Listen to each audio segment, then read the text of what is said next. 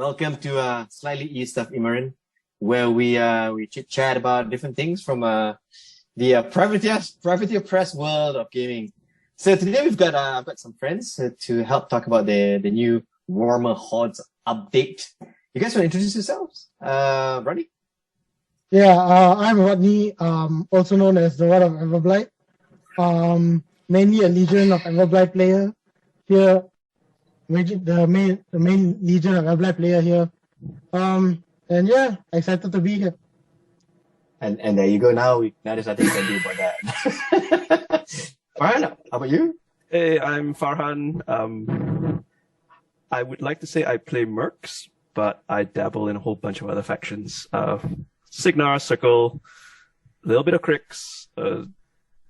I have genuinely lost track of everything I've tried. I tried Convergence for a while. I tried Legion for a while. I had a Legion starter for a while. Then I got bored. So yeah, I have faction ADD. Okay. Petra. Hi, I'm Petra. I play Crits and Scorn, mainly Scorn now. I've been playing for 5 years, competitively, casually. So yeah, resident undead and resident torture apparently. So yeah. Do you still want me to add the Stone Cold intro for you? Wait. Are we doing like wrestling intros now? We can if you want. Okay, so let's just get to it. There's a lot to cover actually. So, as you probably know, the new updates just dropped. If you're watching this video, I think it just dropped officially today, right? No. It dropped on Sunday. When the video goes up, dude. When the video goes up. But thanks, Rod. Thanks, Rod of Everblight. Completely useless at this. Okay, never mind. So basically, the new update just came up. Probably last week or today, depending when this video is going up. So, but before we start, though, I just wanna very quickly ask the three guys we got here today. When was the last time you guys played some Warmachine? Because I think Warmachine went cold for quite a bit, man. Quite a bit. And I'm a game store owner. I know when games go cold, and Warmachine's gone cold for, I can easily say, a few years, right? So maybe Ronnie can tell me how long it's been since you last played, and for you, when was the last time you played, and why do you think it's gone cold?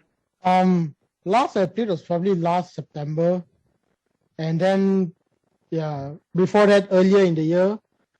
I think it's gone kind of cold because of the current lockdowns, because of the world ending, and everyone's just unable to play for now. I think that there's two parts to what Wolf is actually asking. One is because he's saying a few years, so I think you're asking it from two different perspectives. One is there was huge slowdown because of the lockdown, so we couldn't get together and game. Correct. Yep. To be fair, for Warmachine, the hobbying aspect is not as strong. So you're not seeing like other games where people are still buying minis just to paint, just to kit bash, just to modify. But for Warmachine players, it's always been a very play the game kind of thing. So when we couldn't play, then a lot of us went into like hibernation and stuff. But so when was the last time you played? I don't remember. I think the last time I played was around the same time as Rodney, because I think I was playing with Rodney.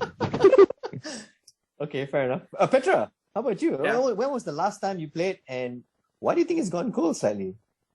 Honestly, I think last time I played will be around early 2020, before the first lockdown.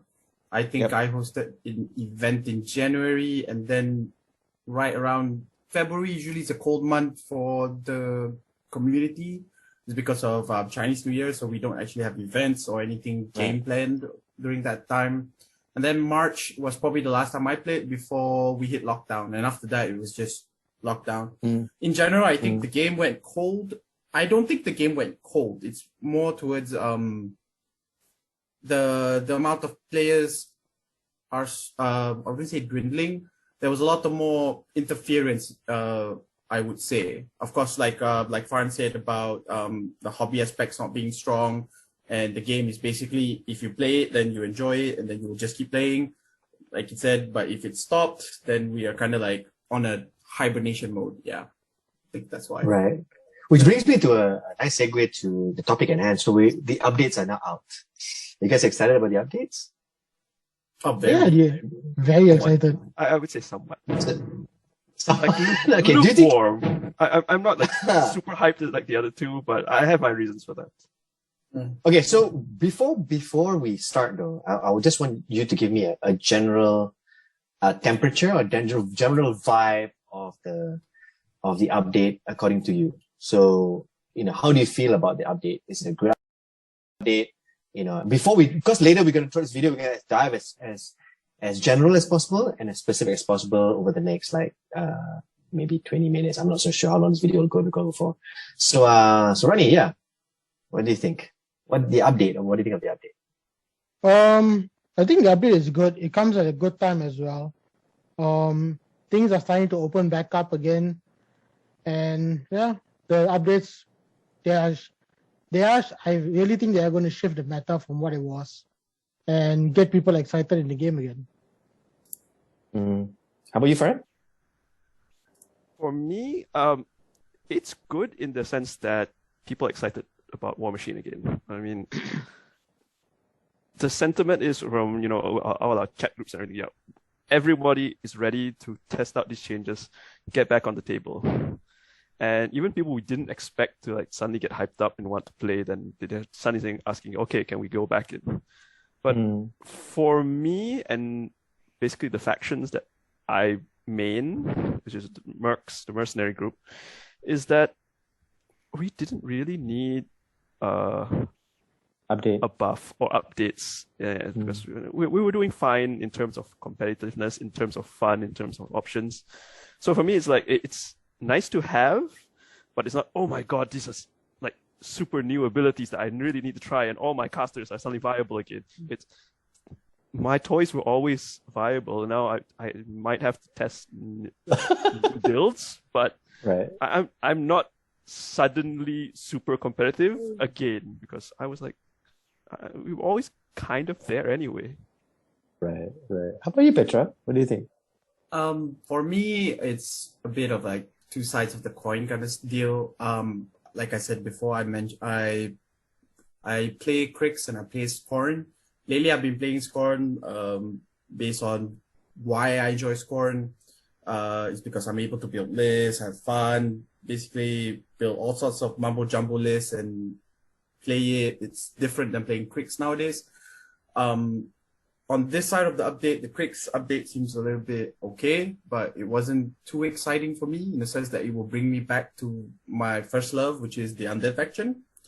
But on the other side of the coin is I'm seeing so much more potential on the Scorn side that I potentially can, break or, make it or break it kind of deal. So I'm a little bit 50-50 on both sides. But I would say in general, I kind of a little bit excited. I just hope that I just kind of had a little bit of higher hopes for Crix, to be honest. But what Petra is trying to say is that Crix was not competitive, so she jumped to Scorn so that she could start winning tournaments. And now the update is not making Crix super OP again, and now so she's not bothering because Scorn is still number one. Is that what you're trying to say, Petra? Yes, no, that's exactly not true. That's not true. Is that true?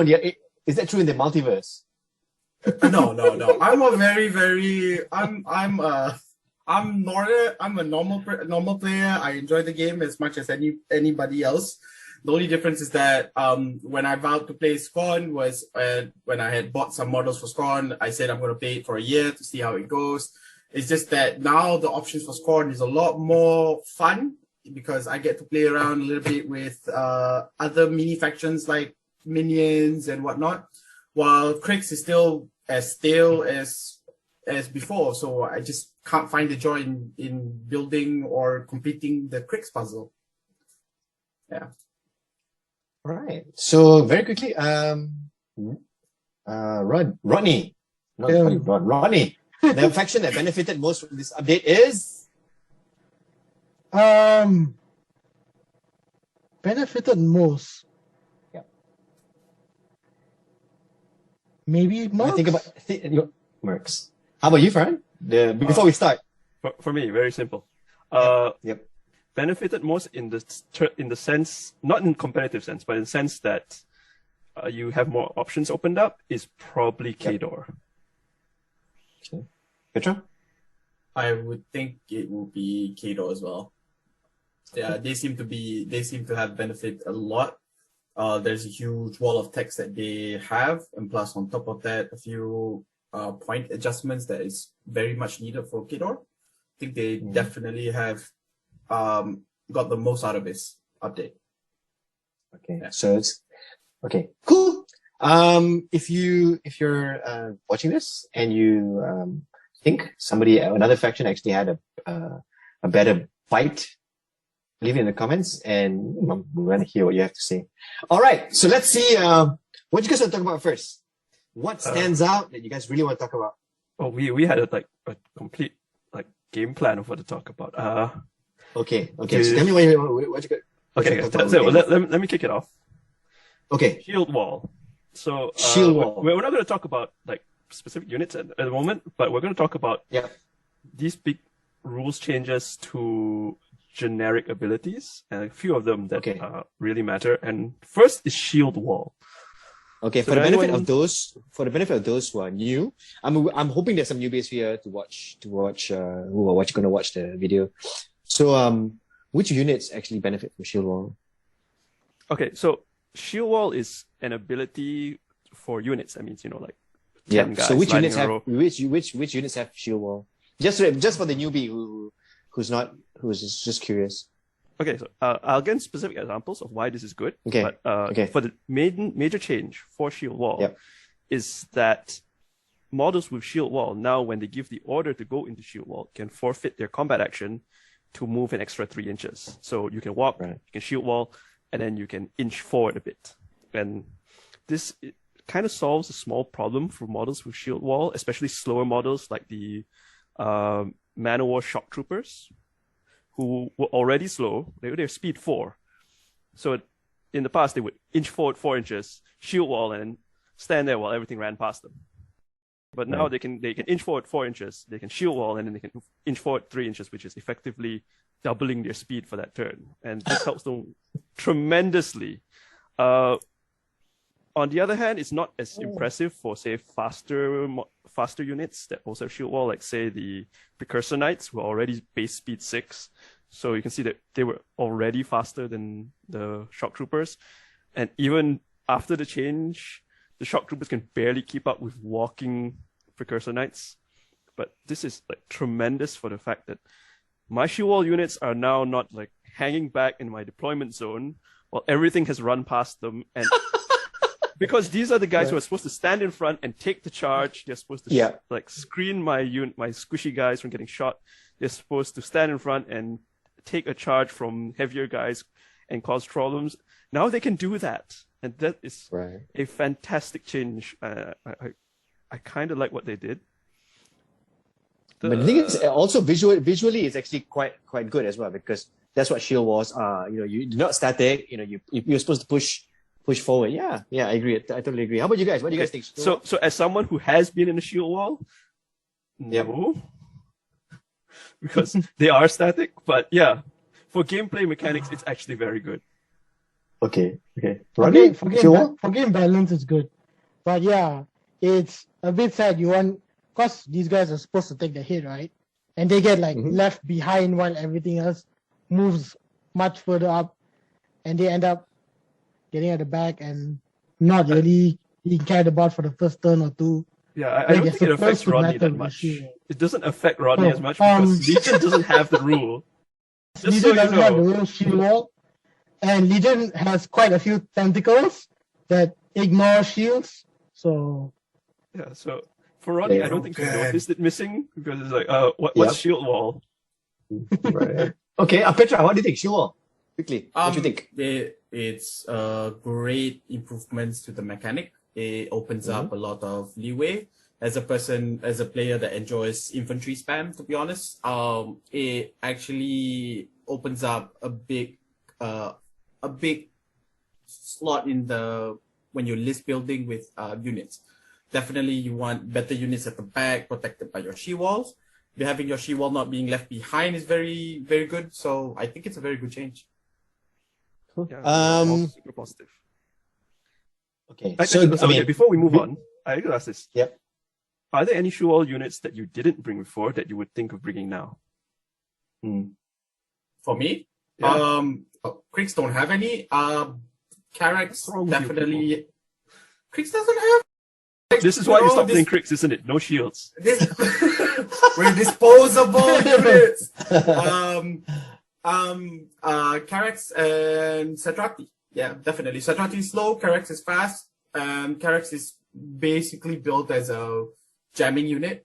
So being fast and then on top of that having 3 inches more means that usually the backlines are usually safe. So it's pretty good. Yeah. Okay, so that's shield wall. Shield wall actually, it's benefited from some text change in terms of shield guard, shield wall. Okay, that's good. Rodney, you told me earlier that you want to talk about synergistic magic. Tell me about that. Yeah, so with the new update that came out, what PP did was they said they're going to introduce a new ability in the game that's called Synergistic Magic. And we're going to give it to almost at least one caster from every faction. There were a few factions that didn't get it. But what the ability means is this model gains power tokens, can gain power tokens. When it destroys an enemy model with an attack, put a power token on this model. And this model can spend power tokens for upkeep and to cast spells as if they were Fury or Focus. Right. I think it was only for cast upkeep spells. No, it can use it to yes, cast upkeep spells. So your thoughts, Farah? So it's what very distinct is that you can upkeep spell. You can spend it to upkeep spells, or you can spend it to cast upkeep spells. spells. Right. Okay. Yeah, carry on, Rodney. So what this means, looking from a Legion perspective, we got it on Lilith 1, who is only Fury 5. So this new ability that lets her add a few more points of Fury and maybe upkeep a spell pseudo for free. It's very welcome change, and at least she should be camping. It lets her camp something now instead of standing out in the open. Apart from Legion, who else benefits from this synergistic magic? Practically one caster from every faction. Okay. So we know for Red, Tyra got it. Just having a look. I think it's meant to help manage focus and fury on casters that struggle with that ability. With Fury staff casters. Yeah, so some casters, they want to be handing out focus, but they have so many upkeeps that they also want, and you're thinking, should I just hand out focus? Should I upkeep stuff? And it hampers their gameplay. Right. That said, the choice for synergistic magic on Merc casters is somewhat odd. Okay, tell me why. Okay, we have I know Ronnie was saying Privateer promised that there'll be one caster from each faction getting this ability. The Mercenaries faction, we got 3. So I think we stole it from everyone else. Kane and the Hellslingers gained synergistic magic. Phineas Shea gained synergistic magic, and Codnifex Siphon gained it. Of them, Kane 3 and Siphon, they have upkeeps that they want to keep, so this is very helpful. But Phineas Shea has always been more of an infantry focus caster. He doesn't really need to hand out focus to his battle group, and his battle group has always been kind of small because you don't need all these things. And then in his main theme, Talion Charter, You already have the powder monkeys who can already hand out focus. So you already had focus management, and synergistic magic just kind of adds more where he didn't need it. And it's very interesting because the way they've designed sprint. So now it's clear they want him to run, cut up some dudes, take out some infantry, get those tokens, run back to his main line, spend that stuff to upkeep his spells, and then send his rest of his infantry forward to guard him. But he didn't really need that to begin with. So I see what you it's mean. a buff on a caster that was already doing pretty well. Okay. Petra, what do you think? Synergistic magic. From my point of view, totally different from your Farhan. humble but accurate point of view, right? Is that right? Yeah. It's not very humble. Playing a faction like Crits, who probably shouldn't have anything that, directly relating to a free cast spells for upkeep where we do debuffs with. So that's a good thing. So Crits didn't get any. And neither did Scorn, actually. We didn't get any synergy. I'm just saying first. Hold on. I haven't finished saying this. So Scorn and Crix did not get this because I understand why. Both of them are quite debuffy in a sense, where we cast spells to minus armor or defense of opponents, units, models, and whatnot. So it kind of makes sense that we didn't get it. So I can't say positively that that this change will actually make it or break it for my two factions that I play. So I'm just gonna say that I didn't get it. So I don't know why you're saying like, oh shit. Don't you have the Scarlet didn't get it. You have the Scarlet Thrall, which gives free upkeeps already. Yeah. No. Scarlet Troll does not give free upkeeps. He can't cast upkeep spells. Doesn't something have free upkeeps? Only one lady does. She's the Statistic Blood Priestess. Okay. Yeah. Okay. So yeah, I didn't get any of the fancy new magic thing, so I can't say anything about it. You could if you played So- series. I mean, Netflix has it. Huh? Netflix has it. I don't play Cephalic. Cephalic is murk. Ugh. It's Crix adjacent. No. Clicks adjacent. We are only borrowing the Necrofactorium to build our own undead stuff. It's just a landlord kind of relationship. Yeah, you're the one that's renting. So your final thoughts on synergistic magic, Petra? I think it's a good change for things that needed it, unlike Shay. It helps people play those focus starve or fury starve casters, and it puts a little bit more angle of play for models that actually need to go in, kill something, and then and gain the rewards from it. I personally think that it's good because these casters will go up and most likely will die the next turn. So yeah, sure, go ahead, synergistic all the way. That's the thing I was wondering. You notice that this rule is in a lot of ranged casters. Yes, it is. To pull you out, You don't want to be standing that close to the enemy. Yeah, I'm more inclined to go like, yep, go ahead. I'm welcoming it. Yeah. Okay, so synergistic magic. Do we have a thumbs up on that? That's good. So shield wall good, synergistic magic is good. Yeah, it's Yeah, good. good. It's good for the casters that need it. So, okay, so Petra, so you want to talk about this whole blast resistance thing, and you're asking why. So for the benefit of those who don't know what's happening, explain your why and what is blast resistance. So basically, before the update, certain units will actually benefit from a term called blast resistance or immunity to blast, which makes that when there is a drift of an AOE or anything that says blast damage goes on top of the unit, they usually are not affected by it. So what that means is that victim stats models, I wouldn't say victim stats, I would say things that usually easily die to blast because it bypasses your the word defense. is Cossite Woodsman. So what happens is that what happens is that they actually don't suffer it, but now the blast resistance has changed to basically grant 4+4 armor to any blast damage. All right. So I really kind of take offense to this. Not offense. I mean, like, I'm a little bit mixed. Not pleased. Feelings. Not pleased about it. Specifically, I have a unit that actually relies on it a lot. It's the Synergistic Raiders, right?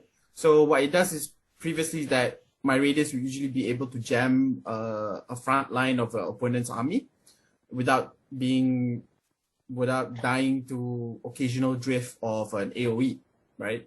So now is that it's +4 armor towards the blast damage, but usually with blast, even with the blast, when you roll the dice, I think the most of my Synergistic Raider will just eventually explode to nothingness, which basically spoils a game plan whereby you're supposed to jam, then you have another unit behind. Once the opponent manages to clear the unit, the second line on the next turn will be able to engage the unit and basically settle the playing field, kind of deal. Right. But right now it almost relegated the unit's efficiency back to the drawing board, basically, for me. So there's a bit of a mixed feelings about it. I think also for units like in Crucible Guard, the Rocketmen are at first immune to blast. So basically the gameplay with Rocketmen is that they will have about def 16, def 18, which is hard to hit, right? So the purpose of them, they'll be in front of the lines, blocking the enemies before the big robots, the big trains come on the backside, on the back end. So now with blast resistance being away, that plan just doesn't work, I think, anymore for Crucible Guard. So it's also a big problem, I think. So I don't have a very good feeling about it. But if I'm the opponents that's facing Crucible Guard, that's great news, because now I'm not being locked out of a scenario by def 18, 20 models that don't die. So yeah. So are you yes or you no? I'm 50-50 on this. I just don't know why they would change it, to be honest. I can see why. I can see why they changed it. Like you're saying, the counterplay against these high defense, low armor models that were simply immune to blast damage, immune to AoE, it was very oppressive to certain factions. Like Khador, for example. Khador relies on a lot of AoE damage, a lot of artillery rounds. They couldn't do anything against these guys. You drop one unit of Statixis in front of Khador, which is already Rat 4, by the way. They're not going to hit these guys directly. Okay. And then you're saying, okay, you're also immune to anything else you could do. And I'm like, oh, okay, I guess I'll sit here and get jammed. And what am I going to do? Right. Yeah. And yeah, the fact that it came in as counterplay for some things is good, because I'm going to be honest. Rocketmen in Crucible Guard were oppressive, but Rocketmen in Mercenaries was just insane, because we were the ones making them go up to our defense 20 against shooting. So your final thoughts be what? Do you reckon it's a good change? It helps bring value to models that did not have any value due to immunities. Rodney? I agree with Farhan. The change was good. It sucks being the player that gets stuck with being faced against these models that you literally against. But now with having blast resistance instead of blast immunity, blast resistance is still good. It's a +4 armor to blast damage, which is usually in the single digits. And like for, let's say, Grotesque Raiders got it for Legion. They are base, right. Sorry, Grotesque Banshees got it for Legion. They are base armor 12, and with blast resistance, they become armor 16.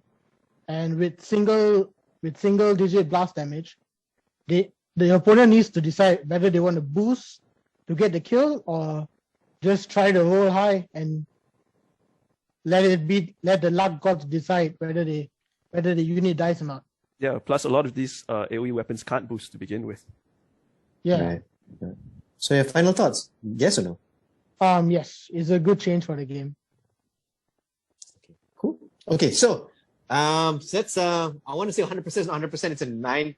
I want to say 80% because of Petra. Petra. Okay. Okay.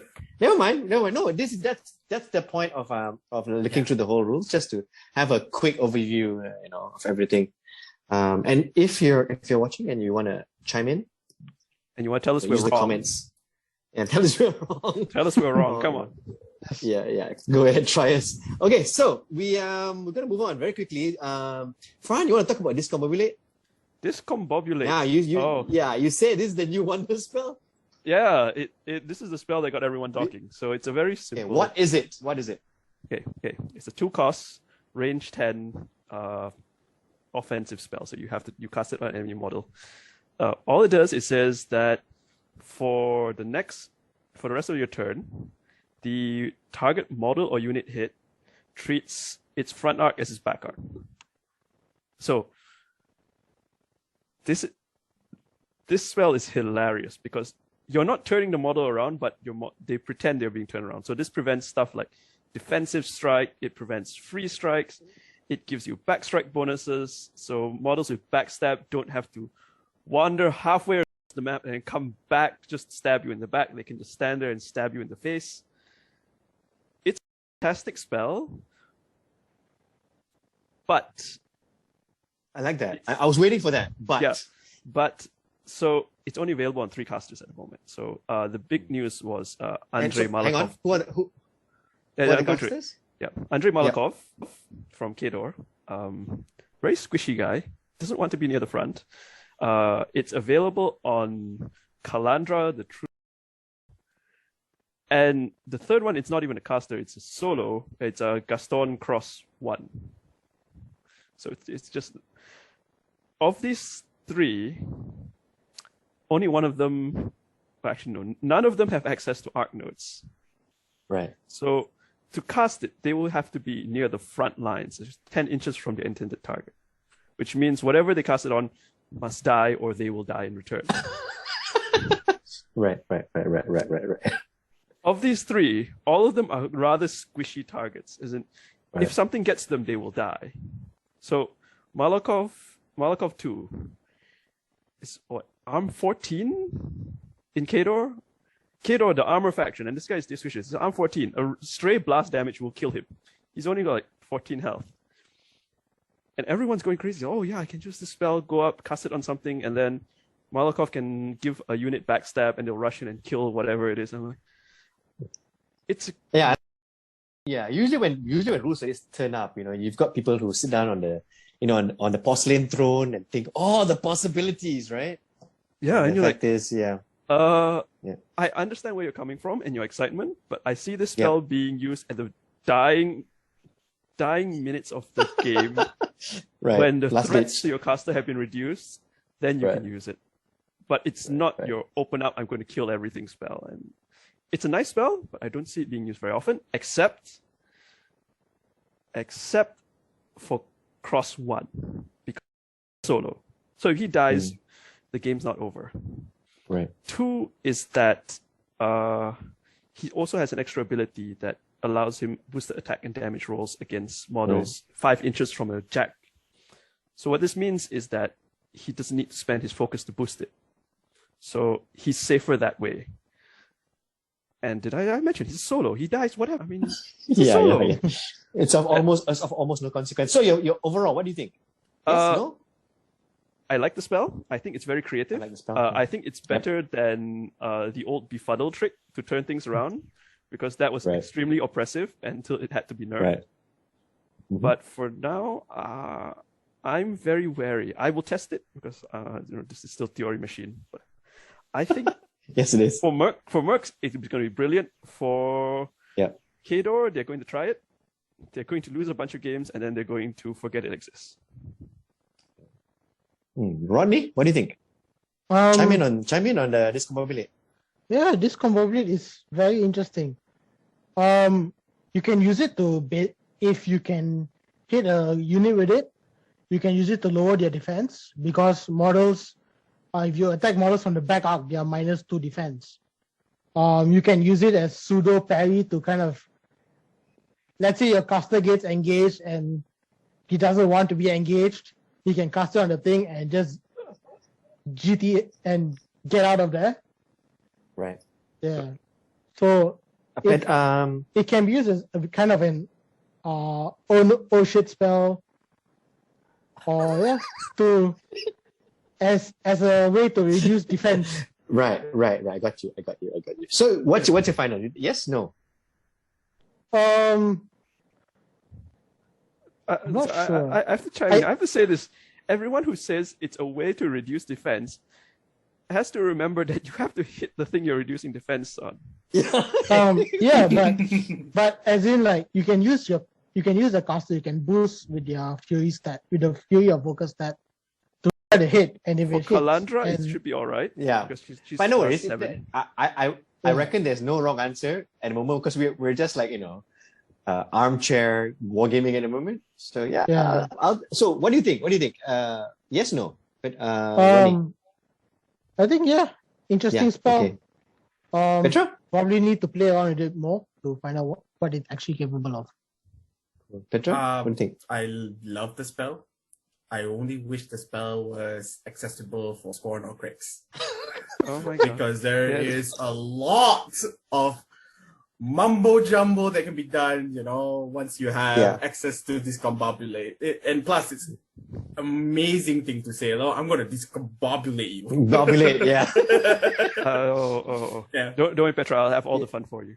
I have so many ideas right now. Okay, so what's your final, Petra? Yes, no? It's yes, it's definitely yes, yeah. Okay. And okay. I think Kalandra, as opposed to what Farhan's saying, I think it's really good on Kalandra. I think Kalandra tends to run a lot with backstabbing units. Yes, of course, the danger is there, but I think with Mulg, she has access to an arc node, if I'm not mistaken. One of the beasts has actually one arc node that she can use. Was it Mulg? I think Mulg, right? I don't know. War Room exists. All right, it's one of them.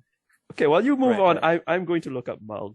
Chime in later. Yeah, I think Kalandra actually is also good on Kalandra. Yeah, I think so. Right. On Malakoff, I'm not entirely sure. Kalandra, yes. Mulg, his animus allows him to be as a channeler. Yeah. There you go. Yeah, that's a good one. That's a good grab. Okay, moving along. Ronnie, so you mentioned earlier that you wanna talk about the whole point reduction, and you reckon that armies will get bigger? So many units went down by points. Most of them went down by 1 point, some of them went down by 2 points. And when you're playing like even a 25-point game, you're maybe getting another 3 points to spare, which is maybe another solo.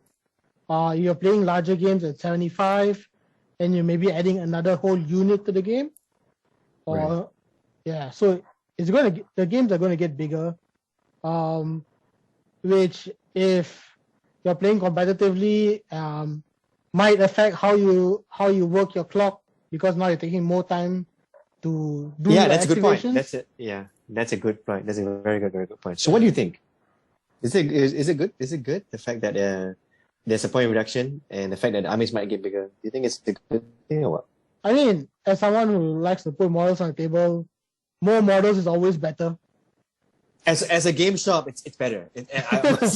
No, we can know. You can see Wolf salivating now. Oh yeah, wait for orders to come in. Oh, people.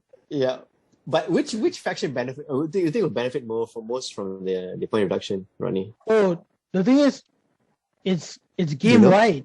It's basically the whole game got cheaper. All the factions had so many point reductions. Like I was looking through Legion, and there's only 4 beasts that didn't get a point reduction, and 3 of them are lesser war beasts that already cost 3 points to begin with. So making those cheaper would be would be maybe a bit much.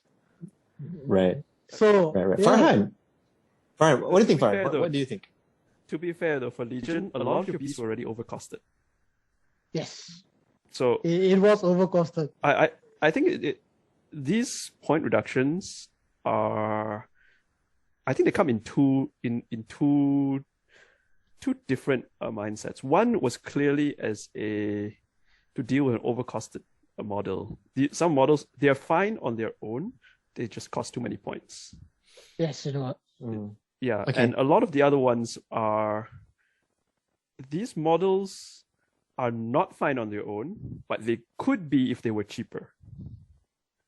So Right. the ones that were fine and got cheaper, I can see people trying to squeeze more of them in, like max out your FA if you can. The ones that were not good or underperforming to begin with and making them cheaper as a solution, I'm not sure yet. I think Okay. this is something that the community needs to sort out.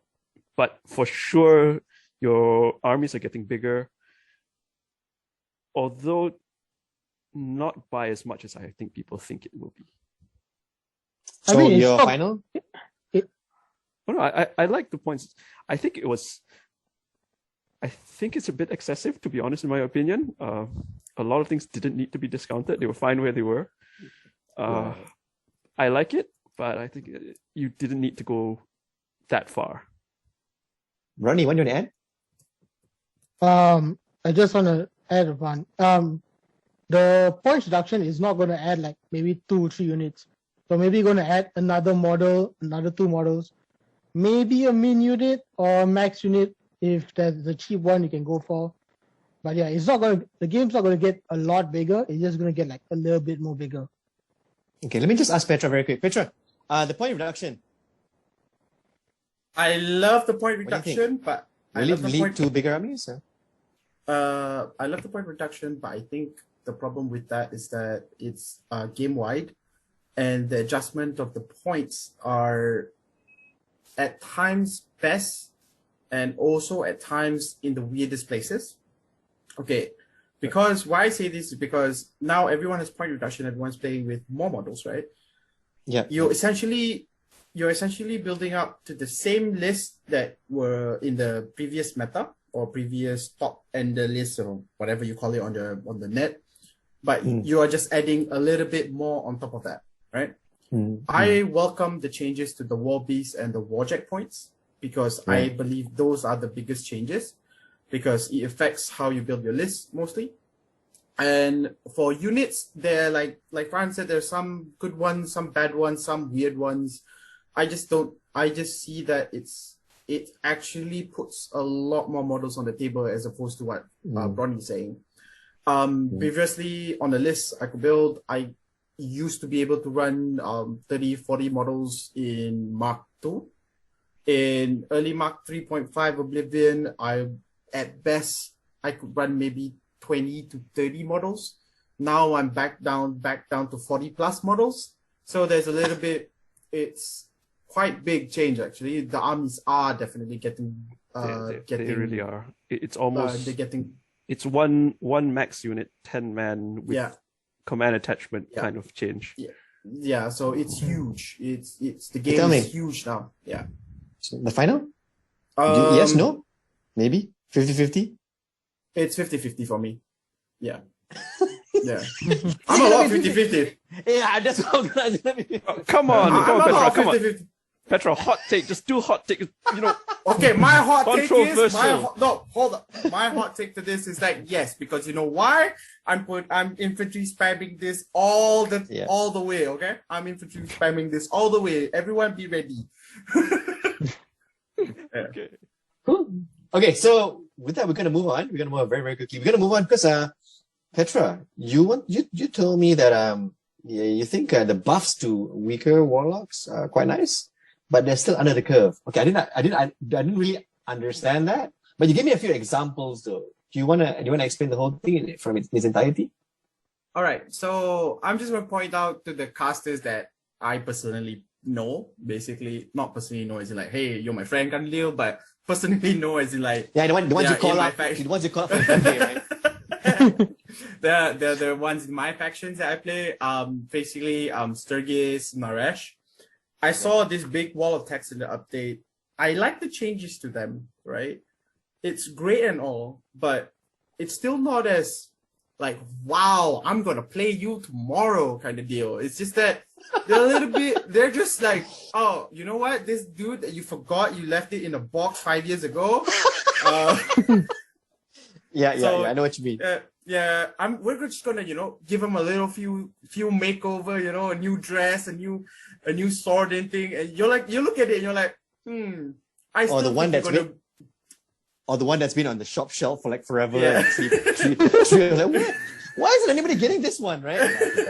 I'm sorry, but I still think I'm not gonna play Sturgis or Naresh for that matter. It's just they look cool in a sense. The updates make them seem better, more fluid, but they just pale in comparison to other options in my factions, to be honest. So yeah. Can I just name the ones that you named for me just now? So Sturgis, you got Naresh, you got Darius, you got Kara Sloan, and the Everblight twins. Okay, got it. Yep. So okay. To be honest, Farhan, what do you think, Farhan? no, so I need to ask Ronnie something. What changed with the Everblight twins? I have no idea. Right, so the change they made for the Everblight twins was their feet. Hang on, wait. For the benefit of those who are new, and who are the Everblight twins? Seven and Rias. Hang on, let me check what's your name. I thought you were Rod of Everblight. Come on, man. Rod of Everblight. Man, I mean, what? No one plays these models. Not even the Rod of Everblight. Come on. Nope. Right. So Seven and Rias, the talents of Everblight. Right. Which is Rias 2 and Seven 2. The change was that their feat now allows them to bring the other back, even if they get RFP'd. Remove from play. Yeah. So remove from play. So it doesn't really fix the issue that people are having with them, being that they are technically a unit, and so they have to activate like a unit. You need to declare what they're going to do at the start of activation. Right. And that Serin's command range is only 9 inches. So Rias can't go too far away from her to be able to do things which she wants to, being the sword ninja of Legion. Right. So it's the command range is the main thing that's hamstringing them, and we were hoping that they get changed, but nope. The only change was the feat change. Your final thoughts? Yes, no? Is this? They're still going to be on the shelf. Yeah, so it's a no. It's a no. Yeah, not such a great. Not such. Alright, what do you think? It's a bit different for me. Because there were two different types of changes that they introduced to the less played warcasters. One was they tried to adjust their warjack war beast points, so they gave them more points, assuming that this would help them because bigger battle group, that's probably what they need. The other one was tweaking their abilities, introducing new spells, giving them synergistic magic that we spoke about earlier. Yep. The warjack point adjustments, I don't know because to be honest, because it's a matter of how you're going to build your list, and that changes a lot of things. But I'm not sure how that's going to affect them. So I don't know. It's going to make them more playable, but it will make them at least an option for at least the casters that went from 22 warjack points to 27 warjack points. Now, instead of 1 warjack, you get 2 warjacks, maybe 3. The other ones with new abilities, some are good, some are meh. For the factions I play, for mercenaries, we didn't really get much change. I already spoke about Shay. Shay is like, I know what you're trying to do. I don't want to do that. So, but he's already a good caster. So I'm going to keep playing him. I was playing him before. He was being put on the table. He didn't really need that help. So if you buff him, sure, we're going to keep playing him. For like Kane 3, I guess. I mean, the thing about mercenary players is everyone puts everything on the table. It's a lot of them are playing for flavor instead of competitiveness, and so that never really affected the kind of models you see. For the other factions, I don't know. Some of the changes don't help. Kara Sloan, we mentioned gaining Gun Mage is nice, but the only benefit she's going to get from that, it's not even making her a better warcaster. The only benefit she gets is with the Gun Mage Captain Adept, who gain Veteran Leader, so that one gives her +1 to attack rolls. Only benefit she gets from gaining the Gun Mage keyword. In theory, that you could give her, she's a gun mage, so she goes into Sons of the Tempest, the Team Force. But the Team Force benefit says all gun mages gain Pistolier. Pistolier is you get boosted attack rolls in melee. Kara Sloan does not have Gunfighter. So she's going to bring her sniper rifle into melee, gain Pistolier, and get nothing. She's going to stand there and scream. Right. So some of these changes are like adding the keywords as well. It's nice and all, but I don't see it as an improvement. Fair enough. So, Fair enough. Okay. So is it yes, no, or I'm going with Petra 50-50. 50-50? I'm doing her thing now. Right. I'm not committing. Sorry, so it's in the middle. Okay, neither good nor bad. Okay, great. Let me see now. Fine. You mentioned that you want to talk about. The question you're asking is, there's a change to Primal, and you're asking, does it change how Circle plays? Is that what you're asking? Yes. So go for it. Primal is an animus from a certain number of war beasts, which is it's 2 costs, range 6. Target war beast gets +2 mat, +2 strength for 1 round, and at the start of your next round, it immediately frenzies. So this was basically to turn 1 war beast into a cruise missile. It would become very strong, it would become very accurate, and it would murder anything you send it into. Now, Primal is being changed. They've kept the cost, they've kept everything, but they've reduced the bonus to +1 mat, +1 strength for 1 round, and it doesn't frenzy. You don't have the mandatory frenzy penalty anymore. Right. What happens is Circle, at least for the living war beasts, relied on this for the damage buff. So you would bring your Gorax, and it would hand out +2 damage, +2 damage, +2 damage to all these like squishier war beasts who didn't really have a lot of damage to begin with. They were like power 12, power 13, and now they're hitting at power 14, power 15, so they can really get work done. Now it's like +1 is nice, but it's not tremendous. That said, to compensate for this, Privateer took all the Wartwolves, the Wartwolf Stalker, the Feral Wartwolf, and the Pureblood, them +1 strength. So they hit harder in exchange for not benefiting from the Primal before. I think this is going to substantially change how Circle thinks about its beasts, because now they don't have their big heavy hitters anymore. Their small hitters are not big heavy hitters anymore. You have to bring a big heavy hitter. Right. And it's nice that there's been like points discount on all these beasts. So I think it's going to substantially change the type of living war beasts you're seeing on the table. And I was talking to Petra about this earlier, because this change also affects minions, because it was available on the battle board, which also handed out those bonuses, and now they don't get it anymore. Let me just ask Petra. Petra, what do you think? Following on from the Primal change. Following on from the Primal change, they bumped up 2 of the heavy pigs for minions, basically the Roadhog and the Warhog. So now they gain +1 strength, so they hit harder. The funny thing about buffing the minions without Primal, right, is that Scorn has access to the war beasts. So currently, I'm basically net positive in a way, because my minion Warthogs are out of nowhere +1 strength. So I'm quite excited for it. But you didn't bring battle boards before this, right? You never built around Primal. I chose not to, because I have access to Black Hive Wrestler. I didn't need to. So it's always +3. So now I'm technically +4 damage Oh my god. after the update. So I don't know. So yeah, she doesn't. She don't mind. She don't No, mind. she's like, well, I get Don't more mind damage at now, all. whatever.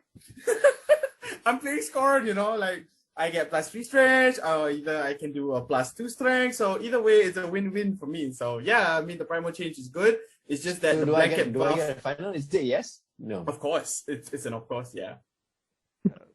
For me, it's Definitely. an interesting change, and Yeah. because I also dabble in Circle, I'm curious to see how it changes my playstyle. Because I'm not worried about the change to strength and damage. I'm worried about the accuracy change. From +2 to +1, that takes you from say mat 6 to mat 7 or mat Right. 7 to mat 8, where last time would take you from mat 7 to mat 9, and that's sometimes a matter of should I boost. So it'll make my assassinations less reliable. Ronnie, chime in. Yeah? Never used Primal. Never seen Primal. So what do you reckon? Are you 50-50 or is it a no?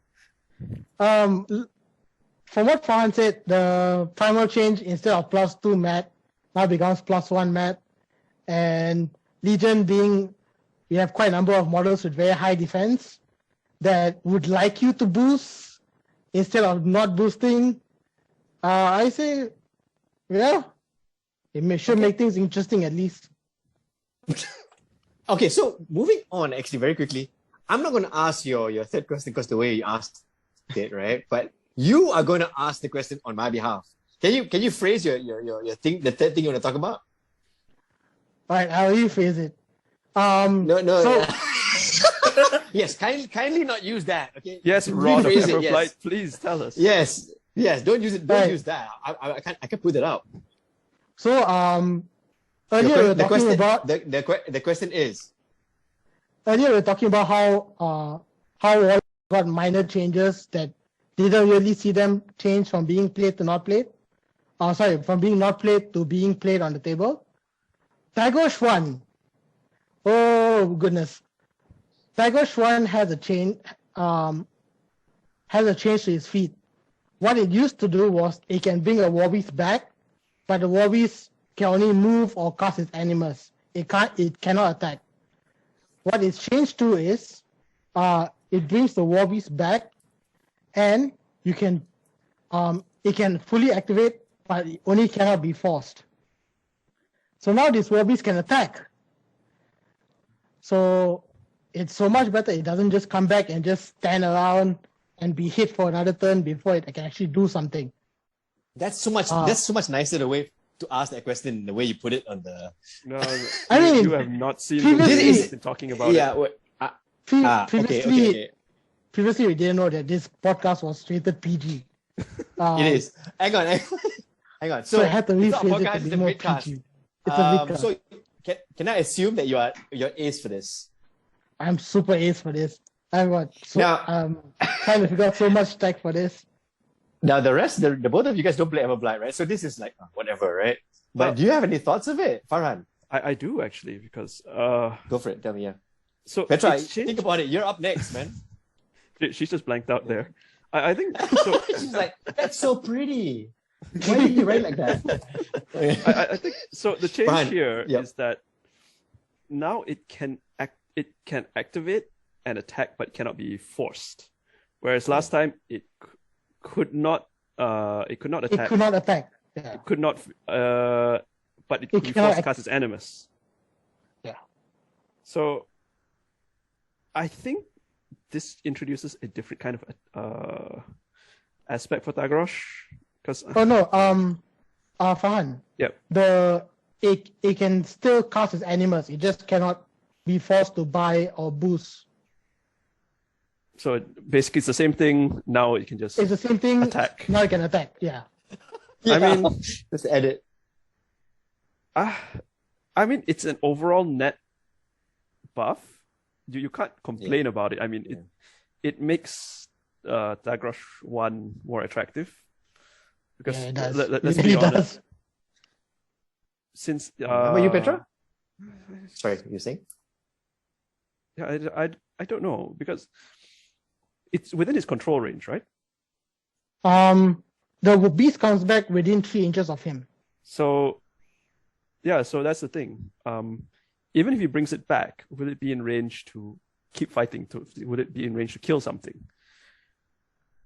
I mean, it's more of an attrition swing compared to a movement thing. So like, let's say you kill the beast in maybe turn 2 or 3, and the game's going later on, and model count is going very low. I can just feed and bring this beast back at full health. So Yeah, you could have always done that. All that is theory. Okay, all that is theory. So this is what I'm saying. You Yeah. could have done that before. Now it's a matter Yeah. of, yes, I can bring it back. Yes, it can swing. Yes. How much impact on the game is that going to have? So, because in my opinion, you've always used it as a attrition swing. Late game, everyone's like low health things, and then you bring it back, and oh shit, there's heavy war beast now, and I have to deal with it again. Yeah. But due to the fact that it's 3 inches from Thagrosh, who is probably not going to be very near the front line, because he can still die. He can still die. He can die. Hang on, no, but Ronnie, let him pitch his. Let him pitch his. At most, I see it coming back and killing maybe 2 or 3 infantry grunts. So it's a net. Yeah, it's a buff. But so what do you think? What do you think? Yes, no? Yes, no? Yes, no? Or 50-50? I'd say yes, because it's an overall buff. But because you're friends with Ron. But no, because it's not a big enough buff. Right. Petra, talk to me about Thagrosh. I don't see it the way Rodney is seeing it. I don't see the net positive in it. Yes, you can bring back a beast. It's always been an attrition swing. Bringing back a beast that you can't force and only limited to attacks. Those attacks can be independent of how or who or what you bring back. Okay, so if you're not playing things with multiple attacks or without boosting with a higher mat, you'll most likely not be able to actually benefit a lot from that. So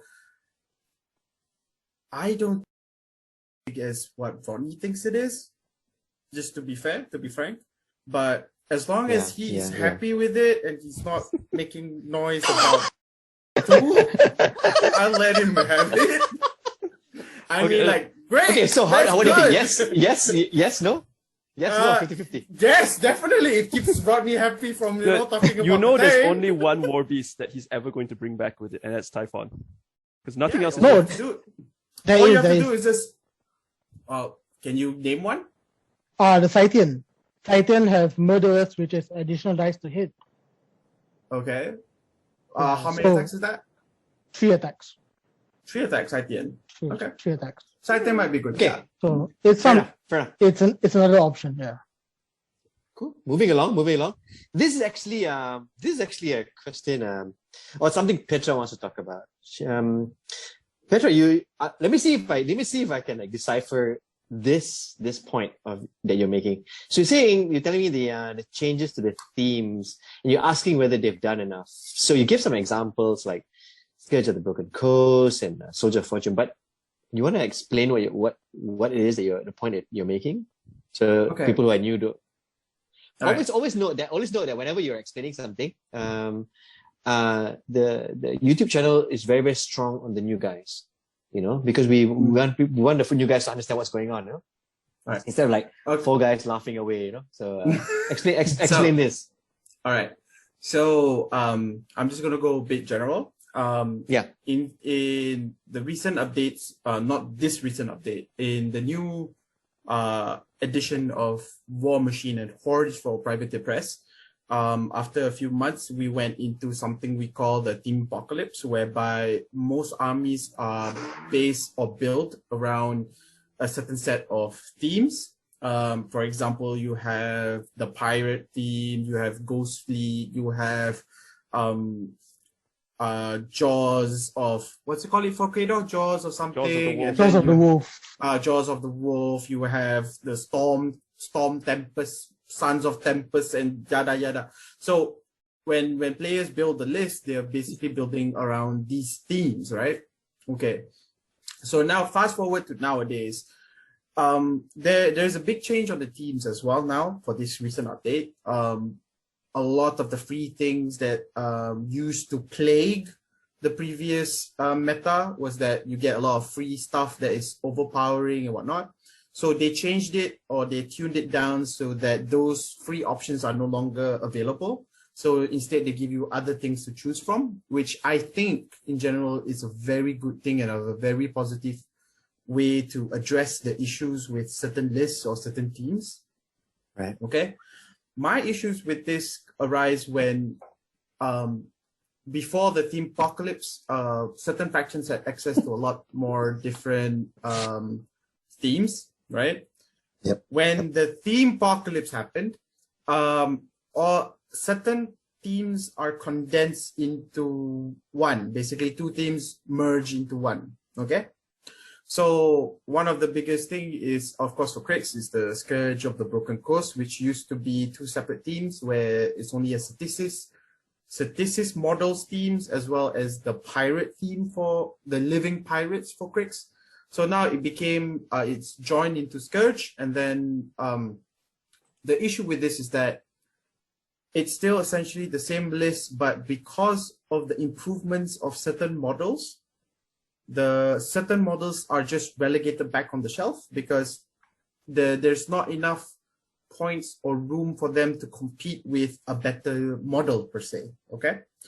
So what I'm trying to say is that I was kind of expecting for a more improved themes, either a split, more themes to be played with, or more options on the teams besides just, oh, you know, we're just going to adjust the model. We're just going to fix the broken things inside the teams and then go for it. You know, it just doesn't still doesn't solve the creativity part of building a list. You know, I'm still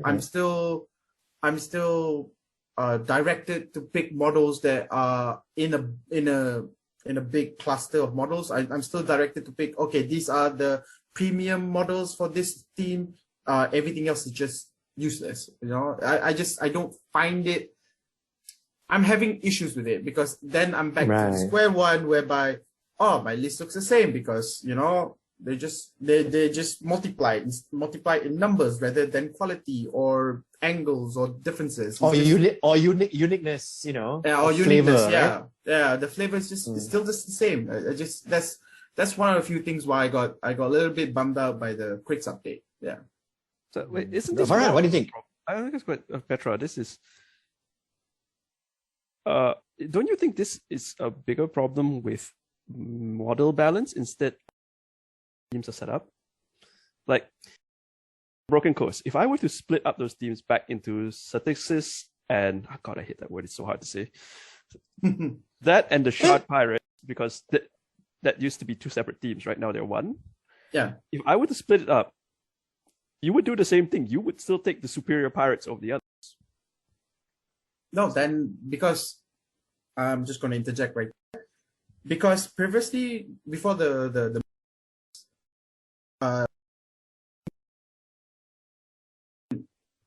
different ways of playing, let's say. Right. So hang on. Before you just be very clear. We're not here to argue over the who's going to use what. Yeah. But I'm just asking you the overall, what are your thoughts? You know, so if like Rodney doesn't agree with you, like, you know, Farhan is like, all right, just let me know what you think. And after that, I'll ask Farhan, and you can roll your eyes, and we can all roll our eyes together. But you know, but carry on. Tell me about this. Your promise with the theme list. Yeah. Yeah. So that is just an example in Scourge. Basically, not only that, I was hoping for a new updated theme list for Crix, whereby we that's it, isn't it? That's it. I have a gripe. I'm gonna state my gripe. Okay, I have a gripe. Okay. My gripe is that you see when the Infernals came down to Imoran, right? Oh, wait for it. Everybody banded, all right? Every faction banded together to fight the Infernals off. And hell, we even had, Crix coming out of nowhere, saving these bandit factions together, right? And lo and behold, right?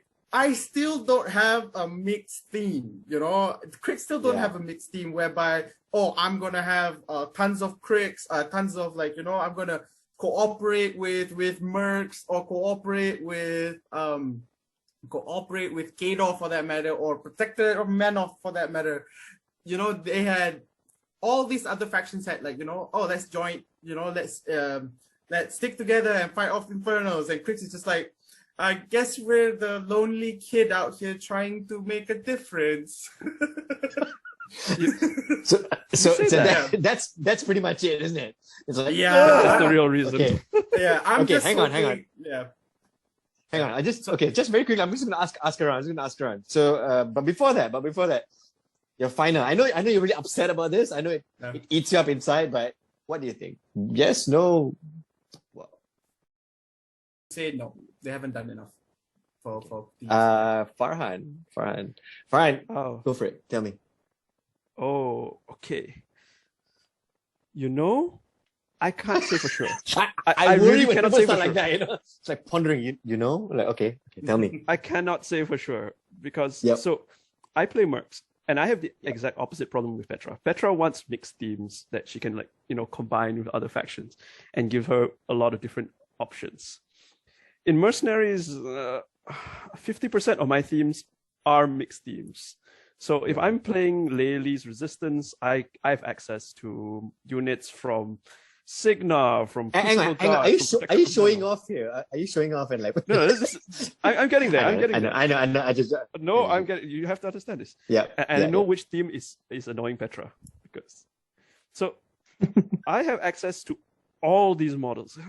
Basically, every faction is part of my faction. So when you drop points or you change something in another faction, I have to sit down and think, does this impact me? Does what changes for me? So as far as themes changing, there's a couple of changes that I didn't like. I understand why they wanted to do it.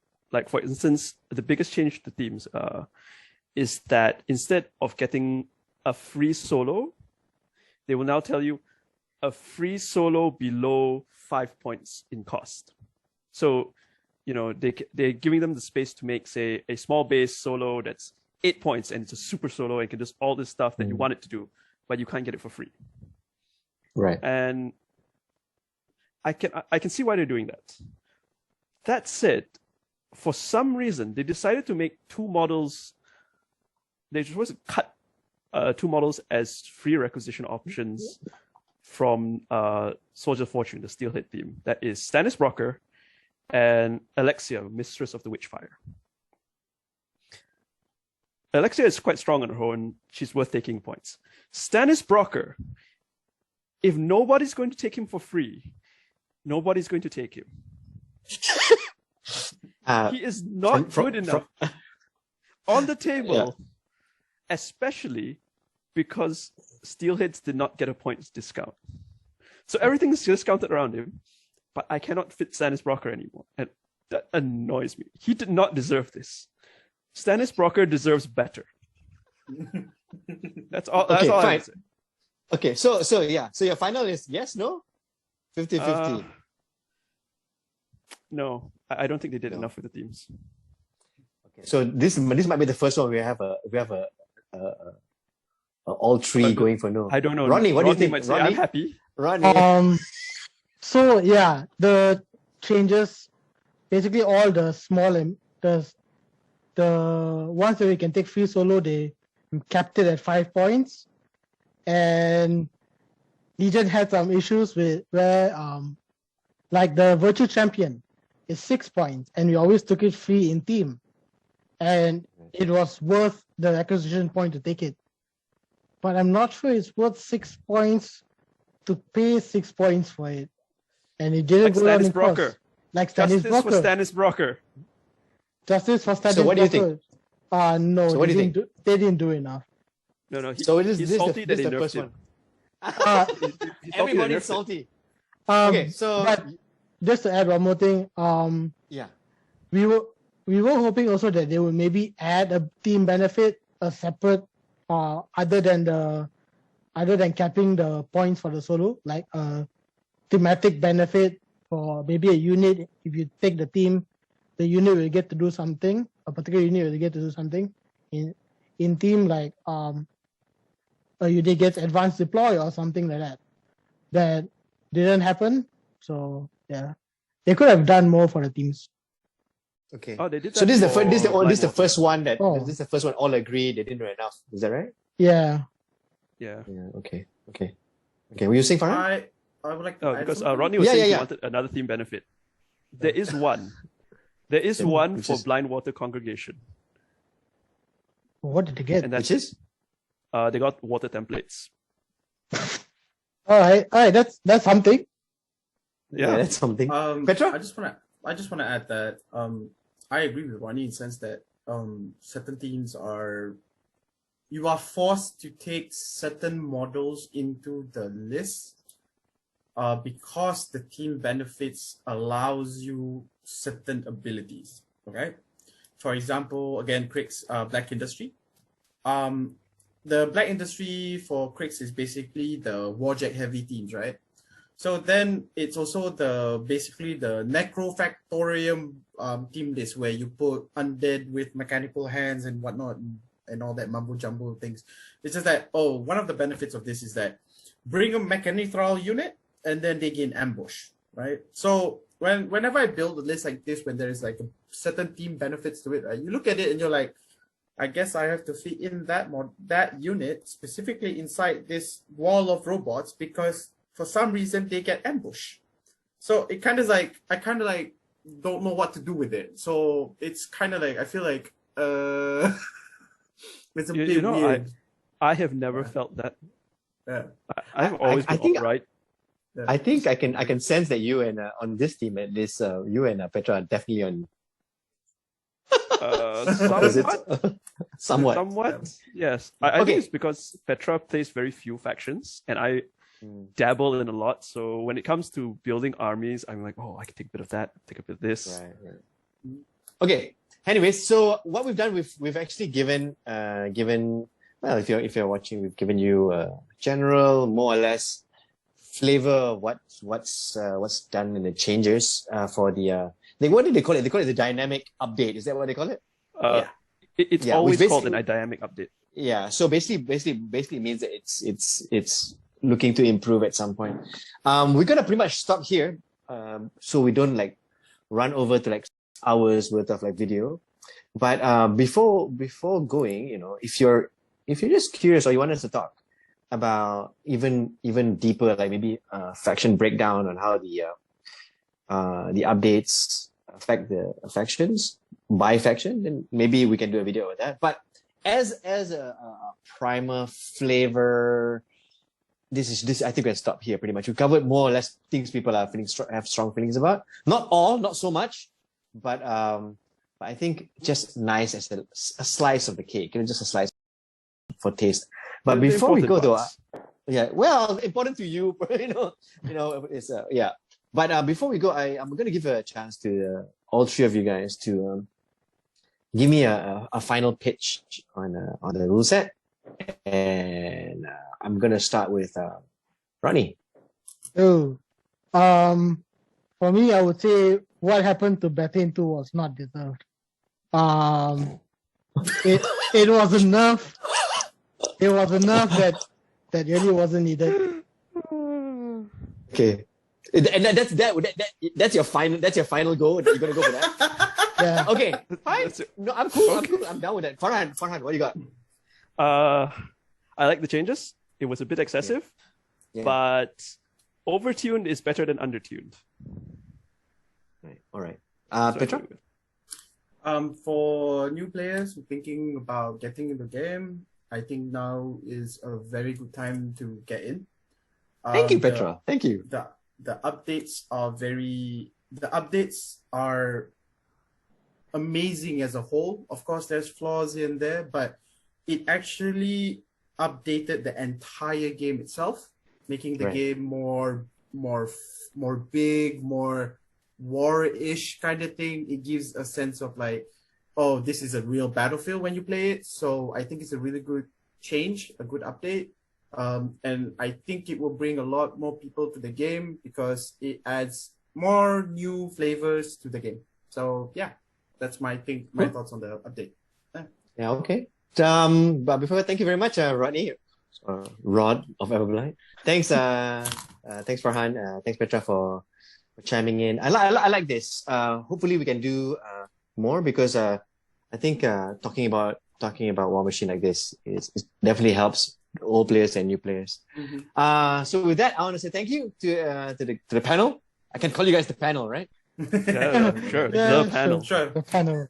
Yeah. So if you got any other questions, just leave a comment in the comment section. And if you think anybody got it wrong and you want to discuss it, not argue it, discuss it, you can do that in the comment section.